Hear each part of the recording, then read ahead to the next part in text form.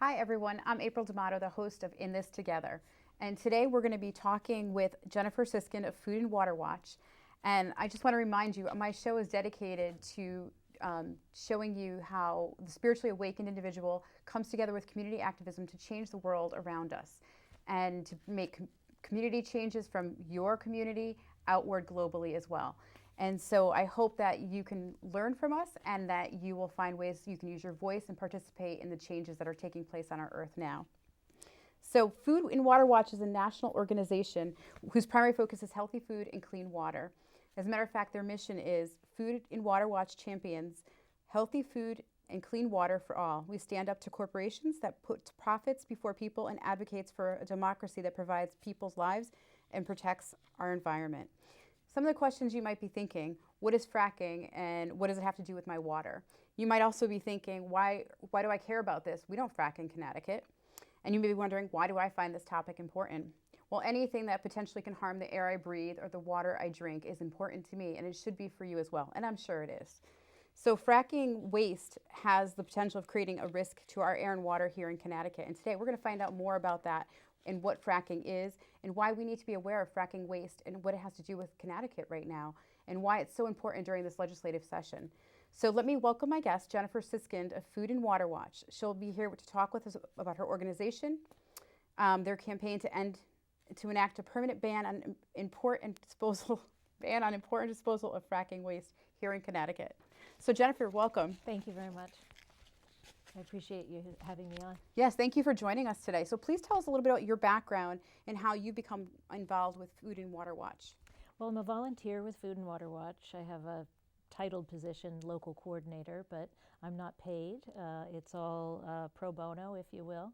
And I got involved with them when they were working on a campaign to label genetically modified foods here in Connecticut. Oh, yes. And after that campaign was over, I stayed on with them to assist with additional campaigns. And I knew that they would be working on fracking waste. And that has particular interest to me because I have family that lives in Pennsylvania and they have fracking well pads very close to their homes.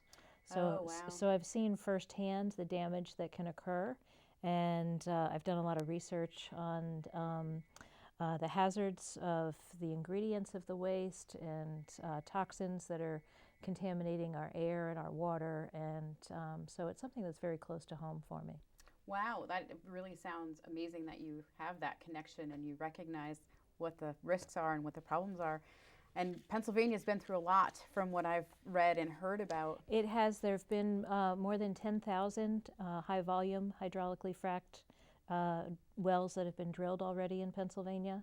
Wow. There are many more that are permitted, and in order to exhaust the entire supply, there are estimates that as many as 80,000 wells could be drilled in Pennsylvania in the future. Oh, that's so frightening. Yeah, yeah. 3/4 of the state is going to be turned into an industrial zone unless something is done to stop it. Wow, and I know they're getting a voice up there again down in Pennsylvania. I've been seeing a lot of information out there. So can you tell us a little bit more about what fracking is for our audience? Because the audience might have been exposed to some information, but we don't all know exactly what it means. Right. And what exactly is the difference between fracking and fracking waste? Right. Well, fracking is a nickname for high volume hydraulic fracturing. And the difference is in order to harvest or extract oil and gas from the ground, conventionally in the past what we've done is drilled a well straight down into the ground and previously have tapped into reservoirs of gas that have bubbled up through the earth over millions of years, hundreds of millions of years. And those sources were becoming exhausted. And about 15 years ago, a method was perfected to drill straight down into the earth and then turn the drill bit horizontally when it's a mile or two underground and then continue to drill horizontally. And now they're able to drill through shale, and the hydraulic fracturing or fracking is injecting that well with millions of gallons of a toxic solution at such high pressure that it fractures the rock underneath the ground. And And now that the rock is all broken apart, any oil or gas that is trapped in it can then flow back up to the surface. That sounds absolutely horrible. And I actually do know about fracking, and I've watched plenty of programs on it. But just when you say it again, it just makes me think how awful and torturous that is to the earth. And to be able to go horizontally. Yeah, let's get to the areas we can't get to. That just frightens me how much the industry wants that. And the problem is that now they're drilling wherever there are shale deposits buried a mile or two deep underneath the ground. So instead of oil and gas extraction happening in an industrial zone where people have never created their homes, now that they have this new technique, well pads are going up right next to people's houses. And drinking water has been contaminated, both water that's pulled out of surface waters or rivers and treated, and also well water has been contaminated. And chemicals are traveling through the air, and people's health is unfortunately being negatively impacted. Oh my gosh, that's just sad, and I believe that from what I've read and what I've seen. And I mean, even if you just think about the whole process, the chemicals being poured into art, they don't just disappear. Yeah. And the problem is that the solution that's injected down into the ground, it doesn't all stay down there. As gas and oil flows out of the well, a lot of this waste comes back up to the surface. And you have about 8 different types of waste. You've got chemicals that are used during the drilling process when they're actually drilling the well bore down into the ground. You've got the solid materials that they're drilling out of the ground, and those are coated with the chemicals that they use for the drilling process. You've got flow back, which is the chemical solution that they inject at high pressure. When they release the pressure, a lot of it flows back up to the surface. So I have a question about that. So if I understand the stuff flowing back up and that affecting us, but what about the stuff that's still down there? What happens? And do they have a plan for that? What do they do about that? And that's another part of the waste that's produced because where they're trying to extract the oil and gas, this shale, 350 million years ago, it was an ancient seabed, a very shallow seabed. And pressure and time has compressed all the organic matter in that old seabed and created shale, and now we're trying to harvest the oil and gas that have turned into fossil fuels. But in addition to the fossil fuels that they're getting out of the shale is the ancient seawater. It's highly salty. It's about 8 times as salty as current seawater. And as oil and gas flows out of the well, also comes this brine or produced water. So some wells can, or most wells actually produce more of this brine waste than flowback waste. And during the entire life cycle of the well, it can continue to produce this brine waste. And that must not be very good for the whole situation. All the waste can be contaminated with the chemicals that they use, and then there's also toxins that are buried deep in the ground that humans and animals should not have any contact with. The Marcellus Shale in Pennsylvania is known by geologists to be one of the most radioactive shales in the country. It has deposits of uranium and radium mixed throughout it, and unfortunately the process of drilling these large distances into the shale is pulling waste out of the ground that's now contaminated with these radioactive materials.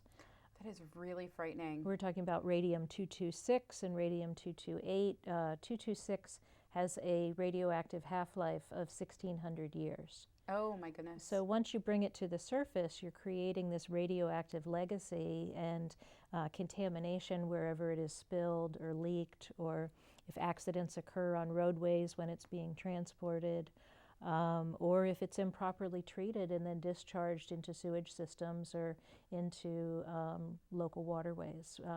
And those are all problems that we're already seeing in other states, which is why we want to keep it out of Connecticut. Yeah, the potential is so scary, the potential of what can happen. So what is the situation with fracking waste in Connecticut? Because I actually thought there was a ban already on fracking waste. There is that misconception. For a couple of years, there was efforts at the state legislature to try to get a ban. This came to fruition in 2014, where a ban passed out of several committees at the state legislature and was moving forward to pass. And unfortunately, the language was compromised before it finally passed out of the House and the Senate. And instead of being a complete ban, it became a temporary moratorium. So And what does that mean? it means that for a short amount of time, Connecticut has banned any importation of waste only from wells that produce gas, not from wells that produce oil. And people don't realize this, but there is some oil drilling in Pennsylvania and New York Wow. State. Most of the wells in the area are gas wells, but there is a very limited amount of oil drilling that people aren't aware of. But it's this waste that comes to the surface that needs to be disposed of, and it's what makes fracking an unsustainable practice. Because Well, how do you dispose of something that is so toxic that, I mean, I can't imagine creating a containment that would be permanent forever and ever, and we have this earth. We have one earth. So, well, part of the problem is the mass volumes of waste that are being produced. We're fracking in 30 states at this moment across the country because we've had this new technology of turning the well bit. So we're now drilling in places that we've never drilled before. And Pennsylvania alone, just one of those 30 states, has produced in a single year 1.9 billion gallons of liquid waste. oh my goodness. And that's 1 year alone. That's even more horrible than I could even have fathomed. People really don't have any concept about the waste problem. They've heard about fracking, they've heard it's controversial, but they really have no idea what great volumes, really astronomical volumes of waste are being produced. And it's chemically toxic. They could use dozens to possibly over 100. We really don't know how many chemicals they are using with each frac job. Isn't it true that they don't have to divulge what their mix is? That's correct. In where they're drilling across the country, the oil and gas industry is allowed to keep trade secrets. So they're not reporting to the public all the chemicals that they're using. And in the few states where they've required the industry to report to state government, or possibly the medical community, there are non-disclosure agreements where you can't share the information publicly. Oh. So when Connecticut passed their moratorium in 2014, they did two things that are different for Connecticut based on other states. They said that if any waste comes into Connecticut, we would need to know what's in it. And Connecticut is now the only state in the nation that labels fracking waste as hazardous waste. Oh, that's a wonderful Even though thing. we know the toxic ingredients, the chemicals and the natural toxins that are coming down into the earth are hazardous. They've been exempted from key portions of federal laws.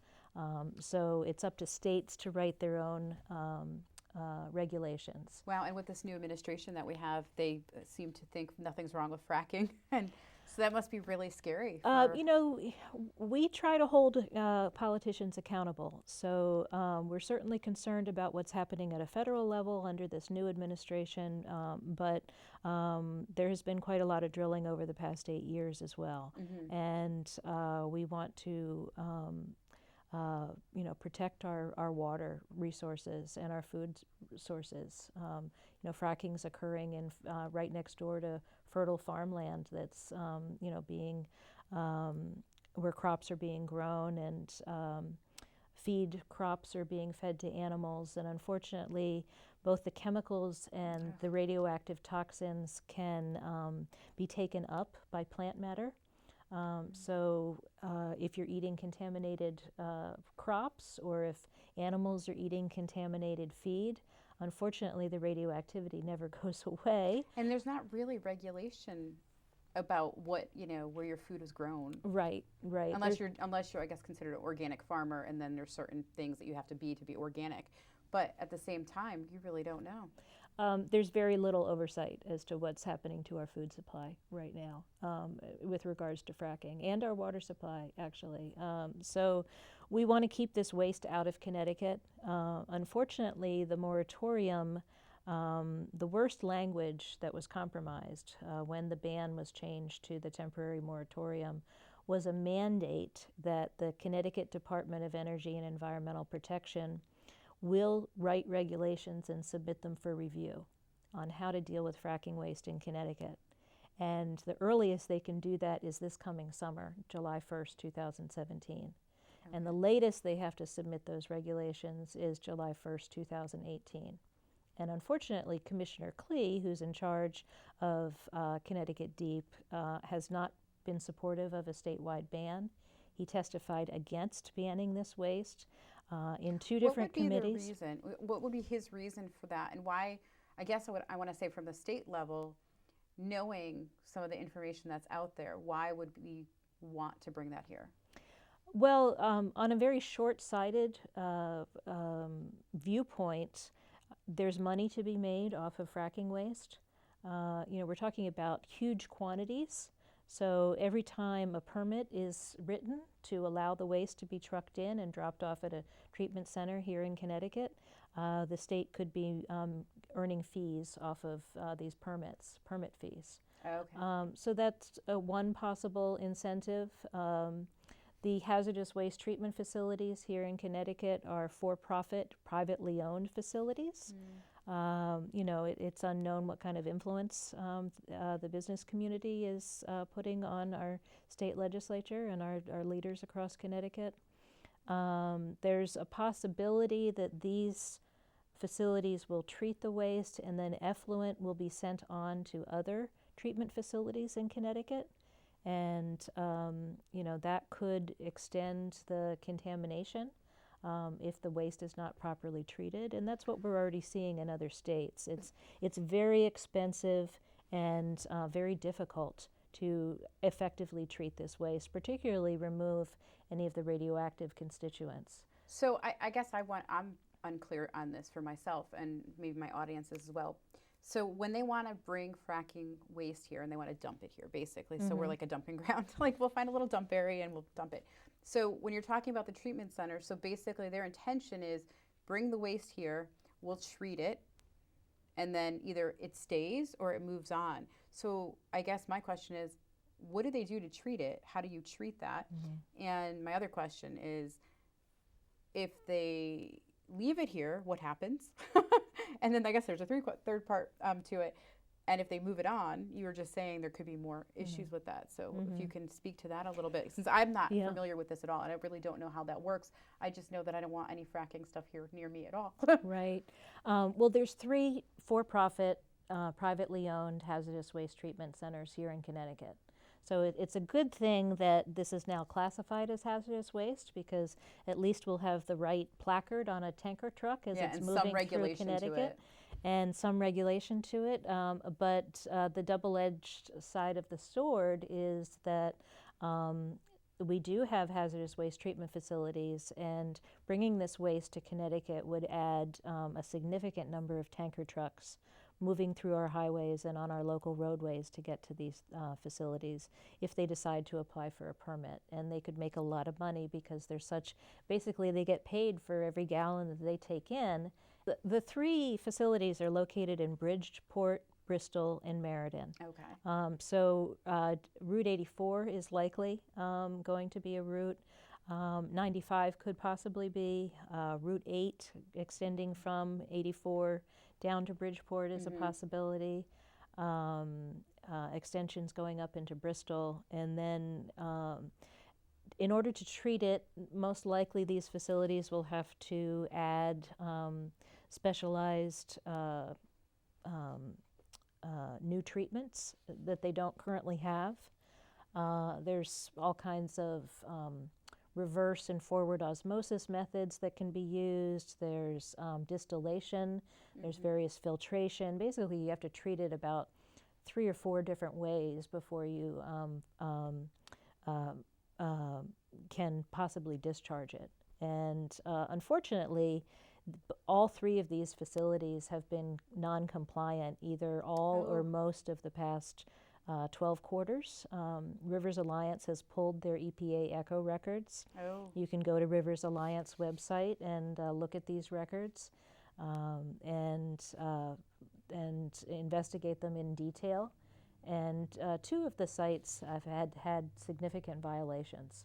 So they've already been in violation for the waste that they're currently receiving. That's really scary. And to send them, tens of thousands, if not hundreds of thousands of gallons of additional waste that is so highly toxic, that has many, many chemicals and many natural toxins pulled out of the earth is, and the risk of any spills or accidents or mishandling as it comes into the state is a problem. Well, you'd mentioned Bristol, Bridgeport, and Meriden being the 3 centers, and I didn't even know that's where they were located. And I wonder what the people in those towns think. We need to get organized in those towns and Yeah. educate them. Right now we have numerous towns across the state that have already passed bans where they will not allow this waste to be brought into their towns. 10 towns have passed local ordinances. That's wonderful. And the closest one here to this station is in Brantford. And there are over 20 towns that have various levels of activity currently trying to move ordinances forward. And we would like to make Guilford next. And, all it takes is a group of interested citizens that want to see this come to fruition in their town. And we'd be happy to help any group of residents that want to work. We helped a small grassroots group in Brantford and in a total of 9 towns already, and we're working in the 20 some odd towns to help pursue other interest as well. That's wonderful. And it kind of varies on levels of activity. We've got grassroots groups of citizens that are just starting to form, or we've got commissions or committees that are part of town government that are already reviewing. They're lawyers for various towns that are reviewing ordinance language. And there are a couple towns in March that will likely come to a vote. Now, do you feel that that's the best way to ban fracking, is to do it at the local town level? Well, that's what we've been doing for the past 2 years since, unfortunately, I view it as a failure of our state legislature to pass a statewide ban. Yeah, because they did the moratorium, and you said it's up this year. Well, starting this summer is the earliest that DEEP can submit their regulations for review. Okay. And then once they submit their regulations for review, there's a small committee of state legislators that will look at the regulations that they've written and decide whether it's going to be approved, how it's going to be tweaked. Unfortunately, there is not a huge opportunity for the public to provide input. Okay. They might be able to provide input on a first round basis, but once DEEP submits a second draft, at that point there will probably not be public hearings. And will DEEP be giving a notice to the people that this is happening, or is it more of like you should just know it because this is what's been written in law? You should be able to find out. Unfortunately, that's something that's hard for the average person to track. In order to get on DEEP's notification list, you get everything. And that's not something that somebody who's just interested in protecting Connecticut from fracking waste is likely to sign up for. So that's why we've been active on a local level trying to pass these local ordinances, because we had this failure by the state legislature the first time around. However, 4 bills have been submitted to the Environment Committee at the state legislature this year. All of them have come from legislators in towns who have already passed waste bans, except for one. But that town is currently working on a waste ban. And about a week ago, the Environment Committee voted to draft legislation that would remove the authority for DEEP to be able to submit these regulations for review. So if this passes, it would have to pass out of the Environment Committee. It would have to pass through probably several other committees. It would have to be called for a vote on the House floor. It would have to call for a vote on the Senate floor. the House and the Senate would have to agree to exactly the same language, Right. and then it has to go to the governor and be signed. So it's a pretty drawn-out process. It's currently in committee now. It's currently in committee. The bill number is HB 6329. And the Environment Committee has voted to at least draft it. Once they draft the language, then it has to have a public hearing, be called for a public hearing. It has to pass out of committee. And residents in this area, in the shoreline, can be helping this legislation along by contacting Senator Edward Kennedy Jr. Yes, he's our senator. He's one of the co-chairs of the Environment Committee. And people can just pick up the phone and call his office as of right now and say, we want you to pass the most comprehensive, strictest ban on fracking waste in Connecticut. And people shouldn't make the mistake of, I don't need to call because there are environmentalists taking care of this. In 2014, when we tried to get the waste ban passed, more than 20 environmental groups that are active in Connecticut were enlisting all of their members to send in testimony. And it was a huge outpouring of people that are involved in the environmental community. We need people outside the environmental community to start getting involved now. Absolutely. We need a much stronger voice, a much louder voice. Anybody who has been impacted by cardiac problems in their family, asthma, anybody who has been impacted by cancer. These are the people that need to stand up and tell our legislators, we want you to protect the public health of our residents in Connecticut. Radioactive radium is known to cause breast cancer, bone cancer, liver cancer. It's associated with leukemia, both childhood and adult leukemia. Yale University has recently done a study where they determined more than 1,100 chemicals are being used in the fracking process across the country. Oh my goodness. They're not all used at the same time, but as I mentioned before, we really don't. But it's still like the different combinations, you don't know. We don't have a complete picture of what's being used because of the proprietary secrets that are being kept. It could be dozens of chemicals are used at a time. It could be up to 100. We really don't have a clear idea because of the trade secrets that aren't publicly known. Wow. And the non-disclosure where nobody can share. But Yale recently did this study where they found over 1,100 chemicals. I think it's 1,157 chemicals. And over 100 of them are known to cause cancer or are suspected of causing cancer. And some of these chemicals, the study that they did in particular, looked at cancers that can form over a very short time, such as leukemia and lymphoma. And they've already determined that chemicals that are commonly used and found in this waste can cause leukemia and lymphoma. So we know that the chemicals are causing certain problems for the human body, that we know that those chemicals can cause serious disease and illness. And now we're starting to see research coming forward that says people who are living in areas where fracking is being done and where all this waste is being handled and discharged and spilled are starting to have the same medical problems that we know that the chemicals cause. So that is really frightening. So you don't have to connect the dots very far. There are more than 750 studies that have been done to date. You can find them all cataloged in something called the Compendium, which was put together by concerned health professionals of New York. You can read through this compendium, and it gives one-paragraph summaries of all these very technical scientific research terms, reports that have been done, or investigative journalism that's been done across the country. And the public health impacts are starting to be known, and that's why we need both town leadership to pass bans in their town if the legislature is not going to do it for us, and why we need the legislature this second time around to do the right thing and protect the health of Connecticut residents. We just did a whole episode on the Dakota Access Pipeline and the water protectors out there. Yeah. And I think, for me, I think it's really fascinating that most people didn't know about what was happening, didn't know anything about fracking.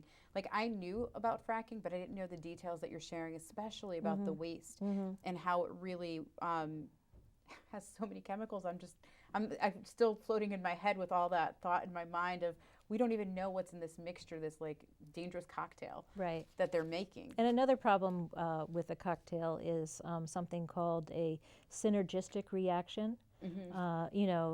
We've all learned through common knowledge that if you're going to be scrubbing out your bathtub in your house, that you're not supposed to mix bleach and ammonia together. Exactly. Because when you do, it creates a third ingredient called chloramine, which is this toxic gas that you can breathe in, travels through the air, and you can become asphyxiated and die.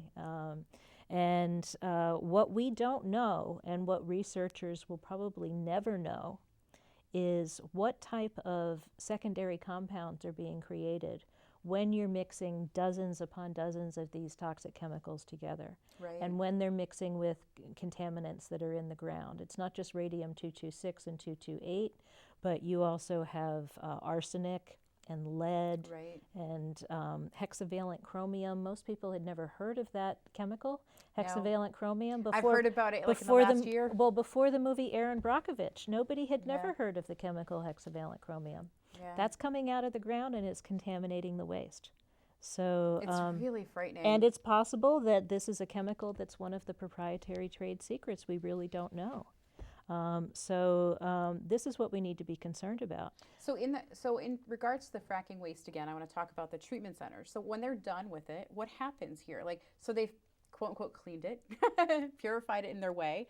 What do they do if it stays here? What do they do with it? Well, and I actually want to say one more thing. And so their idea of purifying is totally not my concept of purifying. So I'm sure it's not like perfect water. Right. The waste is not being treated to a form where it will ever be potable again. It's too expensive to do that. You could possibly do that with a very small amount of waste in a laboratory under very expensive procedures, costly procedures. But in order to treat, millions or hundreds of millions or billions of gallons of waste, it is not cost effective. So, unfortunately, best management practices, which is something that I've heard legislators in this area talk about as a means. Well, we'll make sure Connecticut's following best management practices if we bring this waste to Connecticut. I don't like the sound of that. Unfortunately, that will not solve the problem because we know that it's too expensive to treat the waste effectively to be able to discharge it back into the environment. When you do treat it, they're separating out a very highly toxic concentrated sludgy material when they take the toxins as much as they can out, and then what's left over is this partially treated water or effluent. And currently there are 12 facilities in Connecticut. They're called publicly owned treatment works or wastewater treatment facilities, POTWs, that accept non-household transported waste or effluent. So what we don't want happen is these hazardous waste treatment facilities to partially treat it and then bring it and then send this, volumes of this effluent to other wastewater treatment facilities in Connecticut. That's really frightening. Because those facilities are not equipped to remove the chemical toxins that could pass directly through them, and then they discharge into open waterways across the state.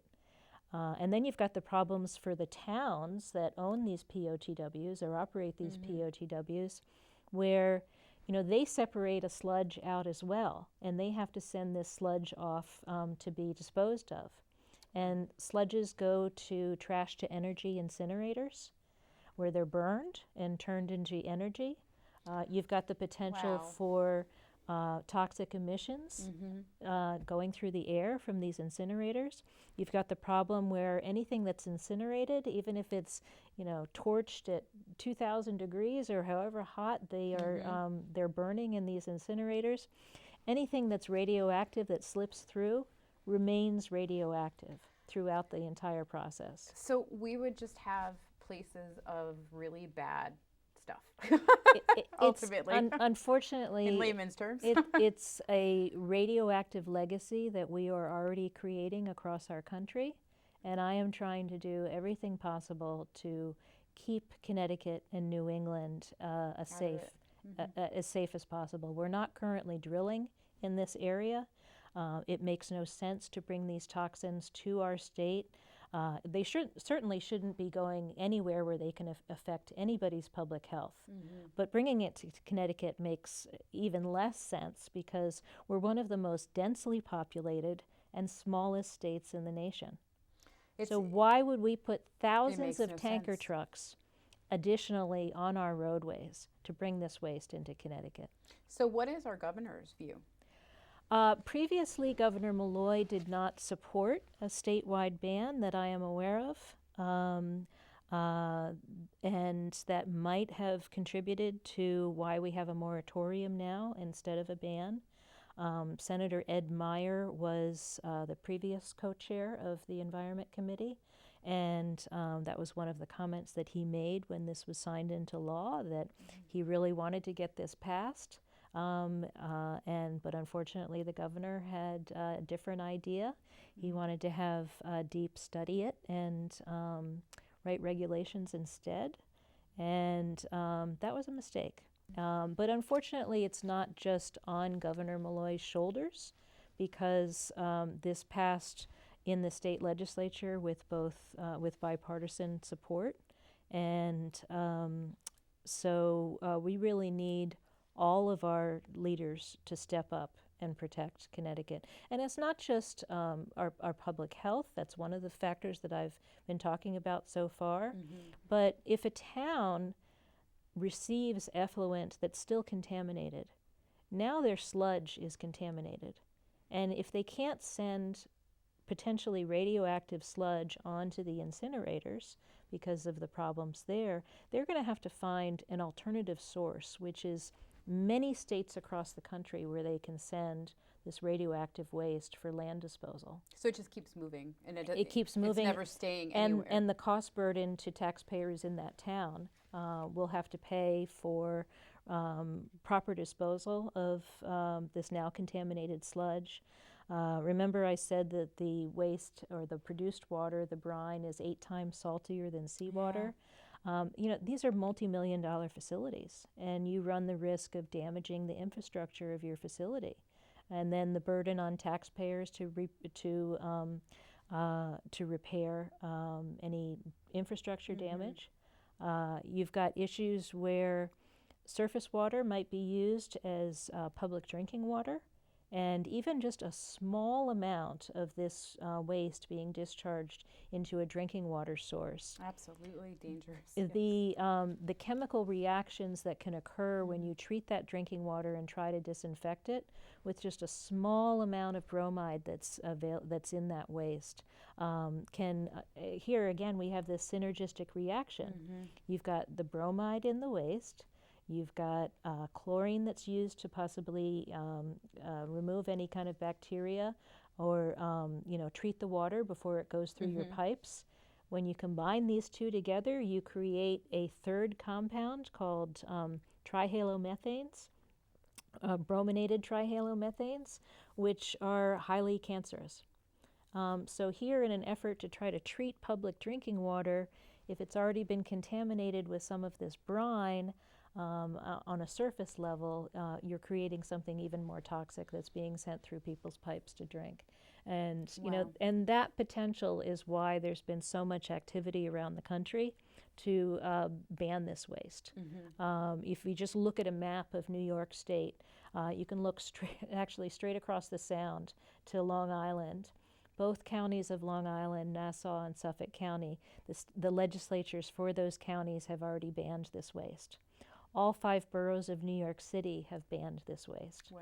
A total of 15 counties in New York State have banned this waste. Individual municipalities have passed their own bans and moratoriums at a time when the state wasn't taking action in New York. So Connecticut's really just playing catch up right now, because New York has already protected itself because it was threatened by this drilling method before a ban was enacted in New York State. But people there were savvy to the waste, and now these 15 counties that have passed these bans, those are specifically saying, those county legislators said, you are not going to bring any of this waste into our county. We're not going to treat it. We're not going to dispose of it. We're not going to store it. Part of the storage is taking it by hose from a tanker truck into the storage facility. The potential for leaks and spillage, it's just too high. And too many people in Connecticut rely on well water for their drinking water. We've already had instances where groundwater has been contaminated by fracking waste, where spillage has actually seeped through the ground and impacted aquifers. In fact, Yale did a study that came out last year that said 5 years later, they're still finding trace amounts of chemicals in aquifers that were known to have been contaminated. Wow, that's so scary and really sad about how much industry is actually not thinking at all about humanity, about us surviving and being okay on this planet. We need water to live, and I'm hearing all the things that you're talking about, and one thing that keeps sticking out in my mind is the billions of gallons that they're using to put chemicals in. Right. I mean, of water that could, potentially have been used for drinking at some point. They end up damaging it more by adding the chemicals to it, and then you can't do anything with that water ever again. Well, that was one of the complaints early on with fracking, that so much fresh water was being taken out of municipal water supplies and sold off at very inexpensive rates, while local homeowners while local municipalities, people living in those municipalities were paying much higher water rates. And then water was being taken directly out of the surface waters, out of rivers and lakes, and so what happened was the industry, because of that outcry, because of the expense, they started recycling their waste and using it over and over and over again. And part of that speaks to why DEEP's regulations could not possibly be effective and protect Connecticut, or that we'll even know what is in this waste. Because if you inject all this liquid and then extract it, or it comes out of one well site, when they recycle it, they're only partially treating it. So they're sending still contaminated waste onto another drill site. That's so frightening. They're using it there. At that drill site, they might run into some kind of geological challenge and need to use different types of chemicals. Then when the waste comes out, they're partially treating it and sending it on to another site. There's no cataloging of what's in what from site to site as far as what types of contaminants are coming out of the well at each well site. And that's what they want to bring here. And also knowing what kind of chemicals they're using, because there are there could be half a dozen different subcontractors working at a well site. In Pennsylvania, these subcontractors aren't required to report all of their chemicals. They're not required to report them for a month or more until after after they've done their job. But it only takes a couple weeks to do the fracking job, and then they pull up their equipment and move on to the next location. So the idea that any manifest that will be written for Connecticut will be accurate, it's quite frankly laughable. It's actually crazy to think that we could do anything that's going to be safer for us. Right. Other than just banning it. It's unfortunate that we're seeing contaminated discharge beyond levels that are allowable by law occurring right now. It's unfortunate that DEEP does not have a larger budget. We need better enforcement. We need, there's very good workers at DEEP. I don't mean to slam them, but I'm talking about the reality of their job right now. Their workforce has been diminished. Their budget has been diminished. And I think that's why it's really up to us, the people, to really step into our power and use our voices with our legislators and in our communities. And, you know, we have a whole state of citizens that can speak up and talk and really understand the consequences. I mean, that's why I'm doing this show. I'm trying to highlight different ways people in the community. I feel like everyone wants to help make it a better place, make the world a better place, make our state a better place, our communities a better place. And I feel like not everybody knows how they can participate or what is going to interest them, and they don't know what's out there. And so one of the things I do with this show is to highlight different organizations that are doing things to help in the community so that they could participate. So I'm hoping people out there listening and ready and willing to come help us out with this, because this is very important to me as well. Well, this has been a really exciting campaign to work on, and working with people in individual towns. Nobody wants toxic radioactive waste to come into their community. So it's very easy to get people to sign on and show their support. And people have been turning out in droves to support this. You know, the small town of Andover, when they had, there was basically two women, primarily one woman, who gathered petition signatures in town that would force the town to have a vote and allow the town voters to come and decide whether they wanted to pass this ordinance that would ban this waste. And this particular woman, Maria Tolman, collected a couple hundred signatures, and the town vote was called, and they had more than 140 people show up that night. That's wonderful. It was standing room only in their community center where they held the vote, and every single person in the room voted aye. That's wonderful. And I wish I had a video recording of that night to hear 140 people all at once say aye, and not a single nay vote in that town. And that's the type of popularity that these types of ordinance have been having. Coventry is another small town. That's one of the first towns that I was helping in passing a ban. We've since passed 9 bans in individual towns. That's wonderful. And in Coventry, they had more than 90 people show up for their vote. And I've got a great picture that shows 90 people there sitting in the auditorium of the high school with their hands up, voting yes. And there was one guy in the back who had his hand going up when it was time to vote no, and his wife is sitting next to him, tugging on his elbow, trying to pull his hand down, and he had this big grin on his face. That's funny. That's great. So, you know, so over and over again, we're seeing a huge turnout.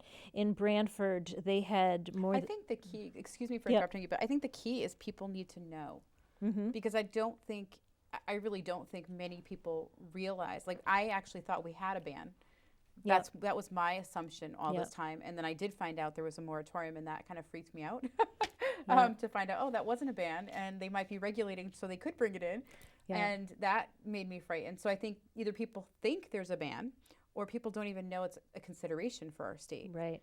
You know, and that's really frightening to me. And then now you discussing the different hazardous waste sites and how many problems they've had, that makes me even a little more frightened than I was already, and I was already frightened.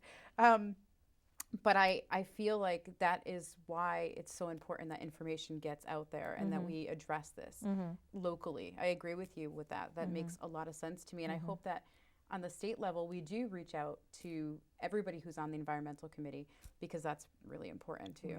Right. And, you know, just right next door here in Brantford, there was a group of citizens in Brantford of about 8 people that came together. And some of them were members of the local Unitarian Universalist Church. Some of them had, you know, long histories of being environmentally aware. Some of them just found out about it because I happened to have a table at the local farmers market. Thank you. And they said, "Oh my gosh, yes, I don't want this waste coming into my town. I'm going to get involved." So we had this very small committee of 8 people, and they collected hundreds of signatures from local residents. And then they turned in these signatures to the representative town meeting government there. They had a terrific champion. The Democrat minority leader is Chris Sullivan, who helped champion this in the ordinance committee and then moved it to the RTM for a vote.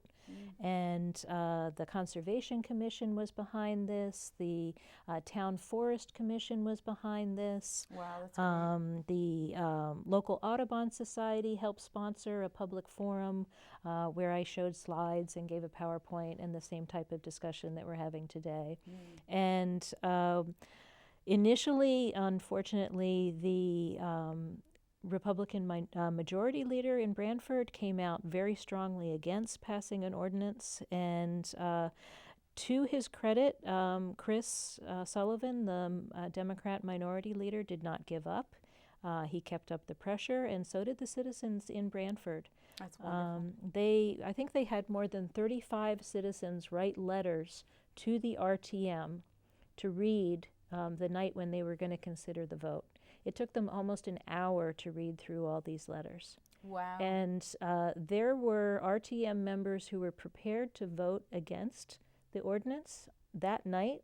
And the amount of public outcry that came from citizens saying, we want you to protect our health and our property values, helped make the turning point. And I believe, I'm sorry, I don't have the actual count. I think there were 11 Republicans and all of the Democrats that ended up voting for this ordinance in Brantford. That's a wonderful story. So That's really it was really power to the people. Yes. And it was people being concerned. Some of these people have had experiences with very serious health problems, or they know what happens when you contaminate a waterway, or they know what happens when you contaminate soil, and it's so costly for remediation. And if it's even possible. If it's even possible. There are hundreds of people in Pennsylvania that have not had clean water for years, and all their water is being delivered by gallon jugs or by tanker truck filling up these big buffalo containers in their yards. I mean, and many of these people are reliant on donations.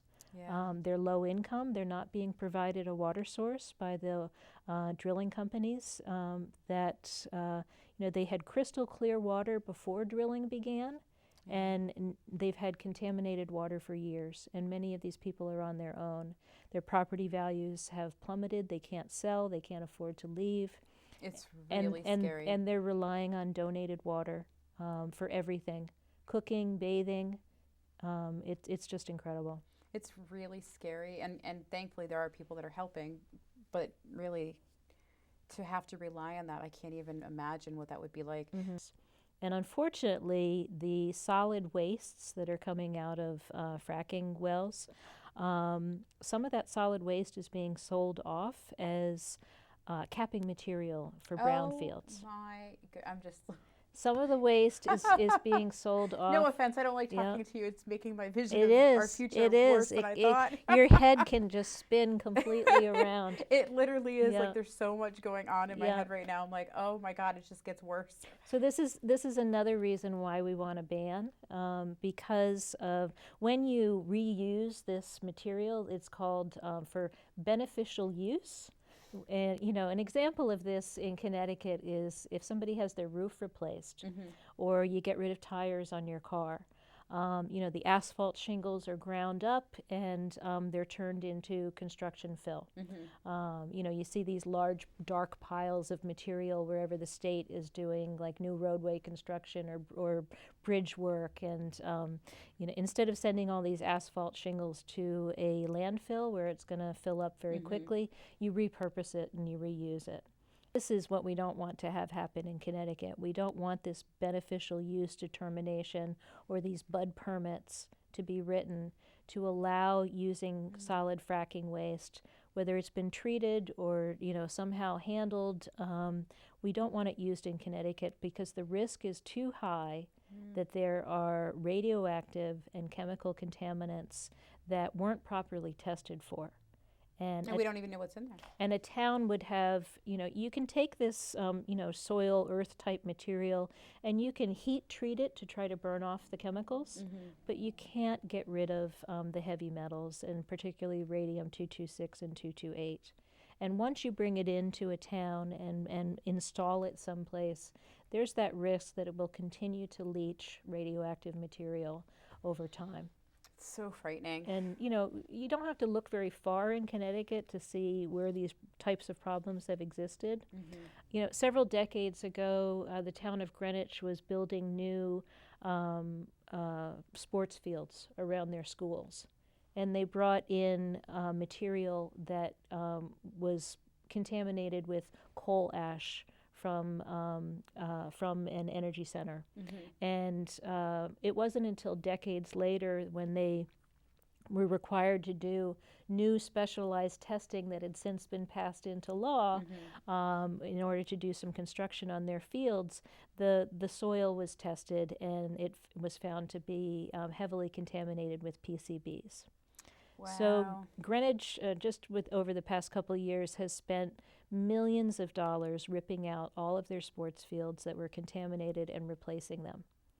And it's like so crazy. It's like a cycle of just kidding. It's so bad. So and PCBs are they're highly toxic, but they're also very stable in the soil. They really don't leach places. They pretty much stay where they are. You have to dig them up and get rid of them so that people aren't exposed, but they do stay there. Yeah, they're not going to seep into other parts. So, unfortunately, radium can be water soluble under certain conditions. And as I mentioned before, it has a half-life of 1,600 years. Yeah. So it's staying radioactive for approximately 4,000 years before it's finally done with its decay process. And while it's going through this decay process, it's turning into other radioactive material. And it's finally, its end stage, when it's no longer radioactive, it becomes lead. So there's like really no win there. There's no win. There's no win. Wow, that's crazy. And even if you're, discharging it, if you're treating it, and what's being discharged is at a very small level. Currently, the EPA allows discharge. It's a measurement called picocuries per liter. They allow discharge at 60 picocuries per liter. But if you're discharging this over and over and over again at the same site, and it's taking thousands of years to decay, you've got a cumulative problem where it's no longer going to stay at a very low level. It's going to end up increasing in the contamination that exists at that location. And well, any of this waste that you're talking about just makes me think there's absolutely no way to contain. I just don't think you can contain it. If anybody knows how water works, I don't know. Water doesn't stay still. Water moves. Right. So for me, I never thought there was such a way of containing it. So it's beyond me how they handle stuff and how things are being handled right now, and it's beyond me that we're even considering. Well, the problem is bringing it here. It takes thousands upon thousands of tanker trucks to cart this waste away. In many areas of the country, they're actually injecting it back into the ground in these Class 2 injection wells. And, you need the tanker trucks to transport it to there.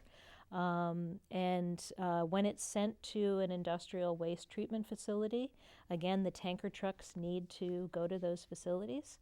And we're putting so much extra traffic, heavy truck traffic on the road, that accidents are increasing statistically. And when an accident happens, you've got a rupture of a tank, and then you've got runoff and seepage that's occurring at that site. And for a town that's going to be impacted by a leak, you're talking about your local firefighters and police that are responding to the scene. Right. You've got hazardous chemicals that can travel through the air and impact their health. And they have to be there until the hazmat facility or treatment workers can show up from deep and help with the situation. The people that are contracted. People that are contracted through deep. So there's so many levels in which towns can protect themselves by passing a local ban. The state really needs to step up and pass a statewide ban so that we don't have an additional 159 towns needing to move forward with this action. Yeah, let's get on the phone, start calling and emailing your representatives, local representatives, even if they're not even on the environmental committee. I really think they should still be reach out and contact these people, because the more you're putting it in their ear and talking, then they're going to have something to deal with, and they're going to know they have something to deal with. Exactly. Every state legislator, every member of the House, and every senator needs to be contacted by Yes. their voters in their towns. And participate in any of the events that are out there, any of the gatherings where people come together and marching and demonstrating. I know April 29th, I believe, is the climate march, so that's another opportunity for people to get out and get active. Jennifer, thank you so much for talking with me. I could talk to you forever, because this is a very interesting topic and it's a lot of information I didn't know and I was very unaware of. I really appreciate you being here and sharing with us.